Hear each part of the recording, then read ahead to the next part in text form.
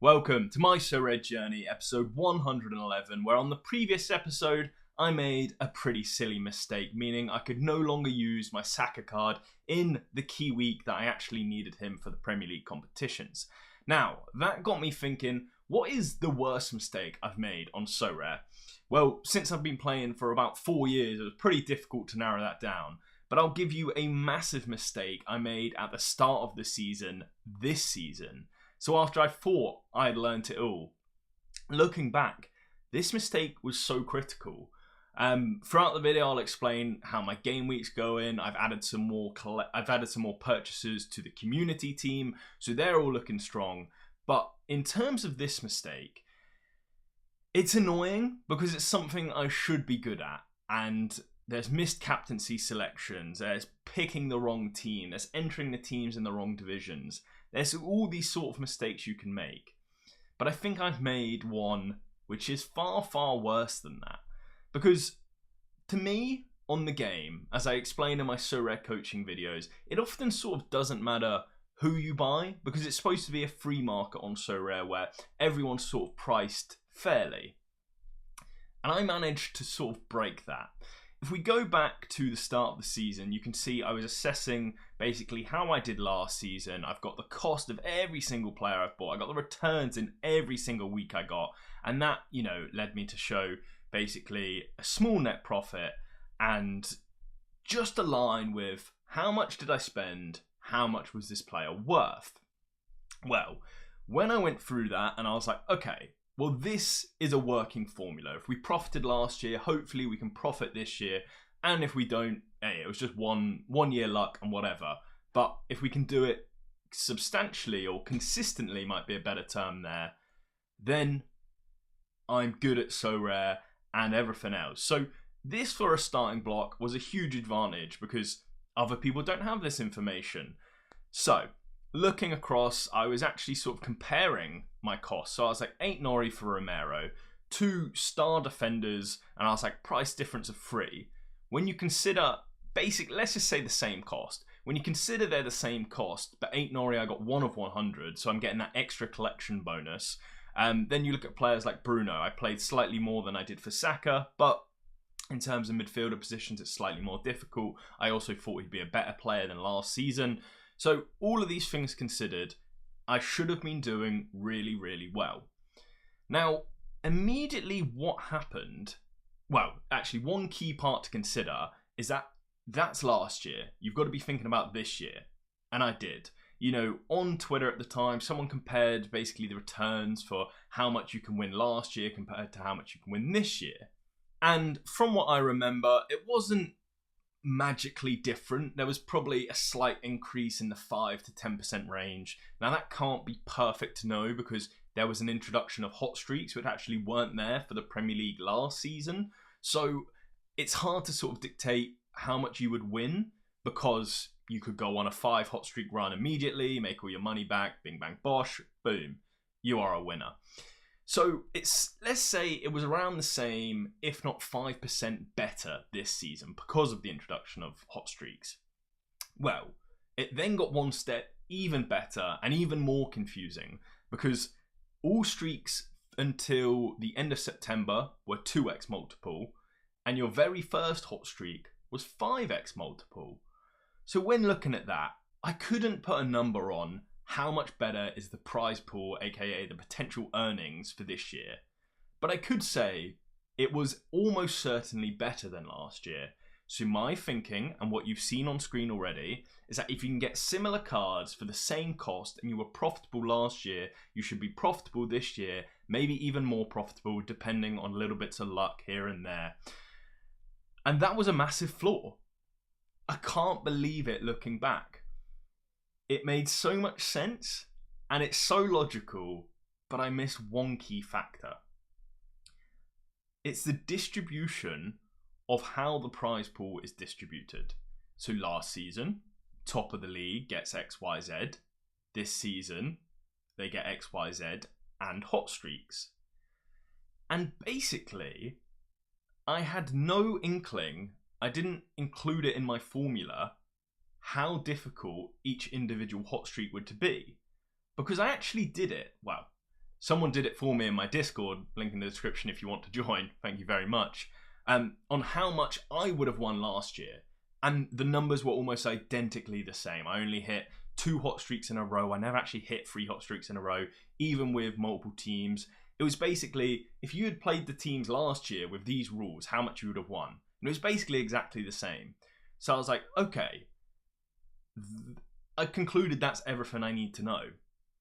But when you consider the wider picture and you consider, how much you can win, you might have noticed that the Premier League cards had a big sort of significant drop in value towards the start of the season. I don't need to bring it up on camera, I don't think, but Palmer went for about £1,000, sometimes a bit over, ended up maybe 500 before he even got injured. Let's call it a bit higher, let's say 600-700. A significant decrease in value, which was to be expected. But it fell harder and faster than I expected. And it's because of my massive mistake. Because when assessing the prize pools, they're equal, if not slightly better. My cost equal, if not slightly better. But I only considered my bubble. I didn't consider the rest of the game's bubble of where they would be allocating capital. So me and some of the early adopters might have gone and got Palmer because he is, equalish price to what I paid for Saka, same as Bruno. Leno was like Vicario on a slight discount. Ain't Nori was like Romero. But when you're either new to the game or new to buying a team, whichever one is at the start of the season, you don't have to play the Premier League. You can play anywhere. And this is the massive drawback, because now the prize pool is split. There's less money in the leaderboard because some of it has gone into hot streaks, where if you add them together, it's the same, if not slightly more. But you've got to win those hot streaks. And where is it easier to win the hot streaks? In the most unpredictable league in the world, or the top 5 most predictable league in the world? And this is exactly what we've seen play out. 2 cards or 2 players on Sorare that are performing well, and both, sort of similar in sort of output. Obviously, one might be slightly better. Mohamed Salah, who had, a significant price decrease, and Harry Kane, who also had a significant price decrease. Jeez, I don't know what this was, but this guy must be absolutely loving it. That is mental. Sorry, distracted there. He got 50% off like the next day. Oh, I've got to look into this. 26. It's not even the next day. It's a couple of hours later. I have no idea. But look, if you're taking sort of the average price, you'd say 1,400, and now you're looking at sort of 900. Salah, you're looking at 1,100. Now you're looking at 500. Percentage-wise, that's significantly worse off for Salah. And I think it's for the reason that I explained before. Now, yes, Kane's performing better than Salah, but Salah still put out fantastic output. And, it's about what he could do for the rest of the season, not just now. But when the prize pool is split into hot streaks and not hot streaks, you would be going for cards that can easily hit hot streaks. And we've seen it this week. Liverpool, the best team in the league, getting beat by Crystal Palace. Bayern, the best team in the league, winning 4-0, as they've done pretty much all season. If you're looking to buy a new team, you would probably look to the Bundesliga or La Liga to consistently be hitting those hot streaks. And I never considered that. So although the prize pool was similar, the ability for people to buy into it was not similar. The demand was it's like the supply being the same, but the demand is drastically less. At the start it was high because you have the, people that are always going to buy, don't really care too much about prices. Those that are being smart and those that think they're being smart are getting in early. You can choose where you think I lined up in that.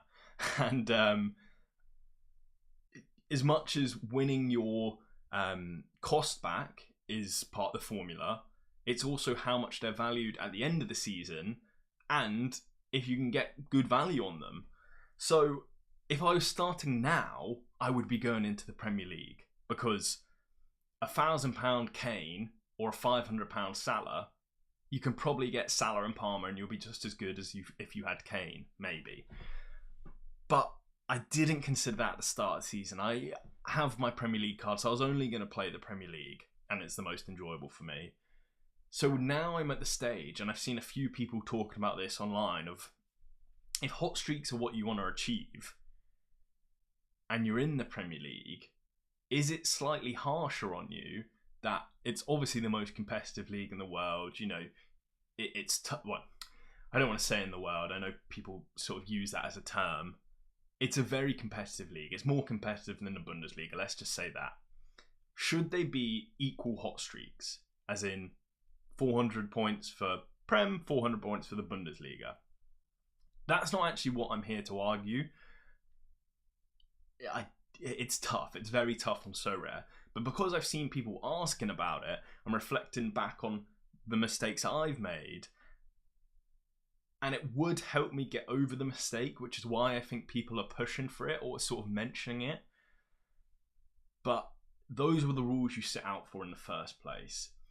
So overall, my massive mistake is that I went into the Premier League based on last season's supply and demand. But the demand is much less because the way the prizes are given out is different, and you can get fantastic returns from your hot streaks. Yes, buying cards will probably cost a little bit more than whatever else, but it's that fall in value, because if I had waited, then I could have got better cards. But I didn't expect the fall in price. Well, I expected the fall in price. I didn't expect a sharper fall in price because I didn't consider the impact of hot streaks. So I considered a lot of factors, but it just proves, like everything else, I'm not perfect on this game. We're all still learning, and I think that's sort of what keeps me there and keeps me interested. In terms of my opinion on if I would change the Premier League hot streaks compared to the Bundesliga, whatever you do, you cannot touch the Bundesliga hot streaks. You cannot make them harder because people have already bought their cards. Could you make the Premier Leagues easier? You could. And in theory, no one loses out because, all you've done is make it easier for people. Well, the only people to lose out would be Sorare, but, obviously they'd be doing it for future sales and XYZ. But I think you could have a very fair argument if you're fairly new and you've just gone and got Bundesliga cards that maybe you should have got Premier League cards if you knew about this news. So although I think logistically it makes sense that the Premier League has a different criteria to the Bundesliga, I don't think we can introduce a change like that mid-season because it's a free market, and at the time the information was available, people made their choices. Changing that has never been good. They've done it historically. Most of the time it's not great. It's negative sentiment. We're in positive sentiment.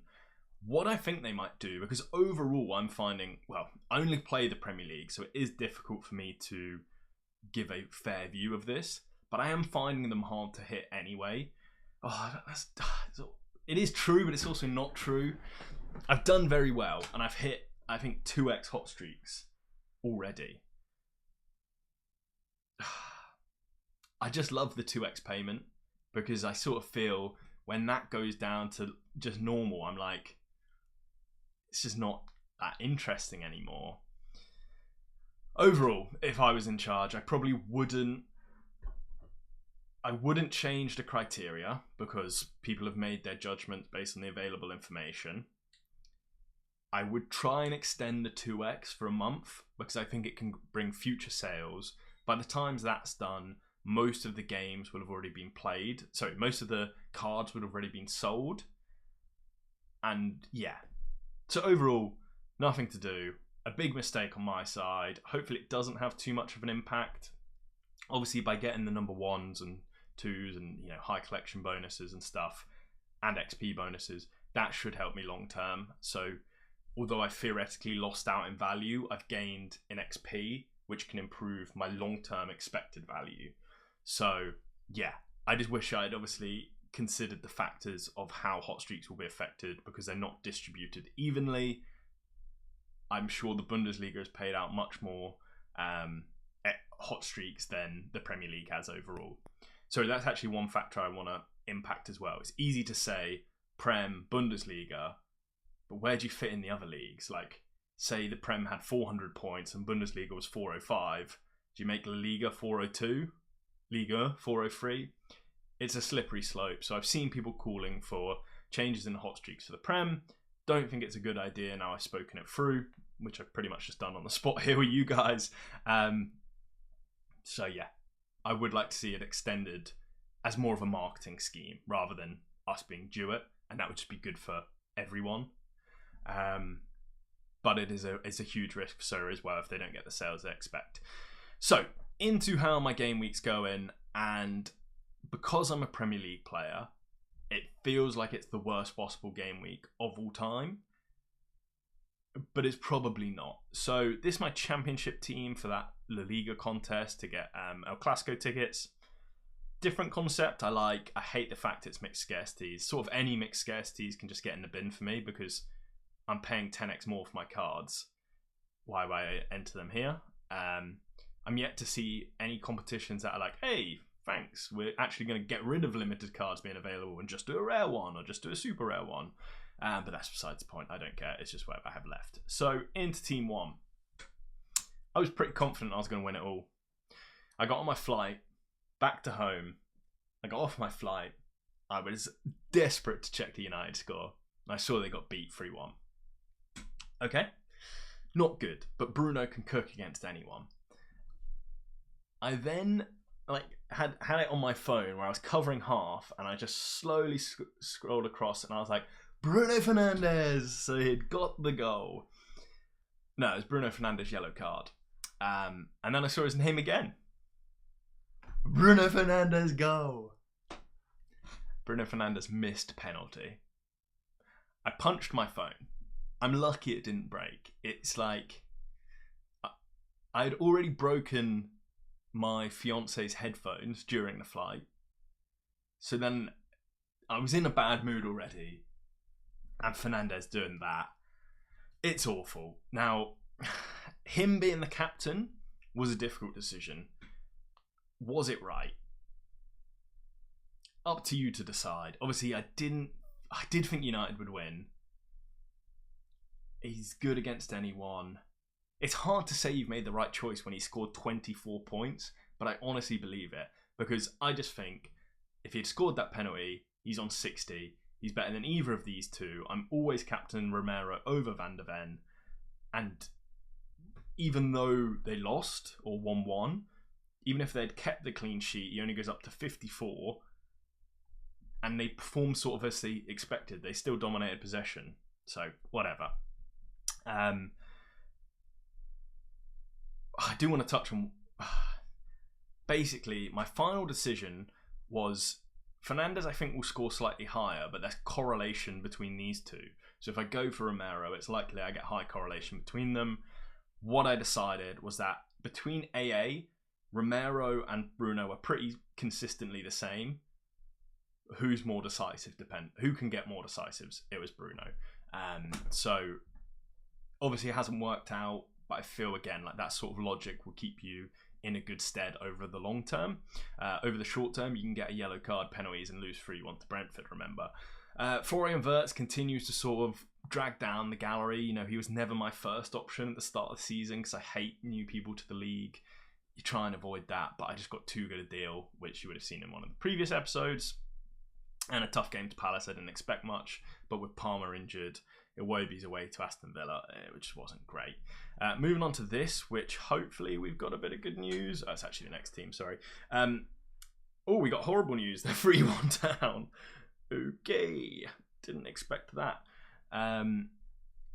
Really happy. Oh, Elliot Anderson's new pickup. Maybe I should talk through that.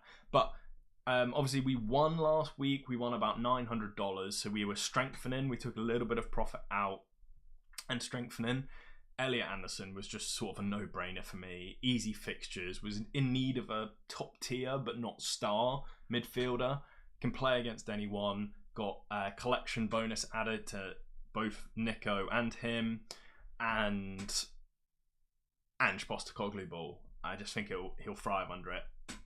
Obviously not really been working at the minute, but in a 1-0 win with 2 yellow cards, getting a 60 and a 55, try not to look at the outcome. try and look at potential outcomes. If this game happened 10, 11, 12, 100 times, how does it work? What would his average score be? He got 55 with a yellow in a 1-0 loss. I like that, because if it was a 1-0 win, which it easily could have been, I mean, Sunderland's goal was a bit ridiculous. It was like a dive, corner, whatever. And, 10 minutes before, Elliot Anderson whipped across on Chris Wood's head. That just went over. It all changes. So I love these two as a combination so far. Obviously, I've only really seen them against easy fixtures. I think it was it Burnley last week? Can't remember. You can tell me in the comments. But against Sunderland as well. And then I think a decent fixture next week. James Garner still to play. Leno, I expect to swap a clean sheet. And Salah. I'm happy I made the right decision in captaincy. I think most people would just set and forget Salah. But Palace are so good, man. I knew it going into it. I just had no forwards to pick.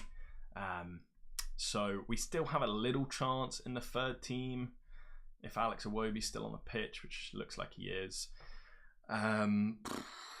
Again, fantastic selection from me, because this is my third best team. If you couldn't tell, I've done them in order of 1, 2, and then 3. And you can tell me if you disagree. I'd be happy for people to disagree with this point. I expected Porro to be rotated. That's why he wasn't in my first team. The fact he's played every single minute this season, and he played in the league in the cup midweek, I was confident he would be rotated. But if I was wrong, I was risking 100 being sat in my gallery. So I expected he would come on, even whilst being rested, but I didn't know if they were 4-0 up, he's probably not coming on, which was possible. It's basically, I can't think of the word. I didn't expect him to start, but if he did, that other side of the coin could have ruined me. Similar thinking to Paulinho, to be honest. He played midweek. He's been rested a little bit more, but he's obviously still not up to fitness. So he was a similar chance of being dropped as well, or rested. So then it comes down to, right, if you think both of them, or at least one of them will be rested, it's basically who's going to score highest. And if they both start, it's probably Porro. So what looks like a bad decision again, I don't hate it. I mean, Paulinho was almost equal chance to be rested, I think. If you value Sorare inside as a percentage, Paulinho was 70% likely to start. Porro was 80% likely to start. So in my head, I'm getting a 10% likely extra chance of starting on a player more likely to score. That was my thinking. If Iwobi can nick a decisive, we probably still can't get to our hot streak. But because scores are so low, you might be able to get somewhere. It's just absolutely killing me that Erling Haaland got 2 late goals. In that late goal, the Doku assist, it's ruined the leaderboards. Without that, it would have been one of the lowest scoring Premier League teams in history. Premier League leaderboards in history is what I mean. And I think my team was set up where it's not one team reliant. It actually could have done really well. Someone like Paulinho. So, yeah, it's not gone well, which leads us on a common theme to the community team, which has not gone well. Sorry to, I think it was Adam Golden this week. Not a lot I could have done here. I mean, Captain Doku was probably I should have considered. I didn't really consider it. He's obviously a new addition to the gallery. I said I'd be strengthening. A Rodri DMP. That's just what happens. Hopefully I can get promoted for the next guy so we get better returns. In terms of the strengthening, this is what I did for the community team. If you want to get involved in the community team, you can either drop a comment down below or donate and tip to the channel with my Ko-Fi link in the description. Rodri, he was already bought. It was basically Doku, just fantastic at the minute. Nori, who is injured, but I'm so, if you've been here since the start of the season, I'm so high on him. I think he's going to be so good this season. I'm happy to get him in both limited and rare. And then O'Reilly for when he's out. which at the minute he's definitely out. So that was strengthening the community team, and you've probably seen my strengthening in rare. I don't know if there's anyone missing. You would have seen Andy Robertson Craft. So yeah, Van der Ven and Porro, loving what Thomas Frank's doing at Spurs. Loved it a bit more before they drew a Wolves, to be honest, in the last minute. And Elliot Anderson, just a top scorer. Not spent a ridiculous amount, but I've spent decent money, 138, 145, 102. They're fair value for me. There's still plenty of games left to go in the Premier League. I was also chasing a 3x hot streak for $400, so, things going a bit better. Could have hit that, pay them off immediately. These things sort of happen. Looking forward, we've got the Champions League where we've got an all right team, to be honest, in season, which is just happy for me because I don't focus on this competition, but it'll be seriously tough to compete because Arsenal play Olympiacos, Spurs against Glimt, and is there a way to see the other teams? I wish I knew how to see the other teams competing in this competition without having to click off so rare. Just because I think teams like Bayern always seem to have a decent fixture because they're just so good. I know Atletico play Real, I think. Oh no, that was this week. Yeah, so I don't know how to get it, but there is a way to see all of the potential games during that week. Top players? No, that's not live. Championship. Anyway, Sorare make that easier to identify how to do it. I think this team's got a really strong chance as well. If Saka plays today and it doesn't get injured or anything like that, we've got basically a Arsenal-Liverpool combo who have winnable fixtures, and then we've chucked in Romero. Seems like a win, doesn't it? This one probably not much of a chance. Oh, and yeah, this one's got a decent. It'll be all right. Rodri's probably not playing, so I need to look at that. But Champions League I don't focus on. I focus on the Premier League weeklies. And that is it for this episode. So thank you so much for watching. I hope you enjoyed. Like, subscribe, and all the best to you. Cheers.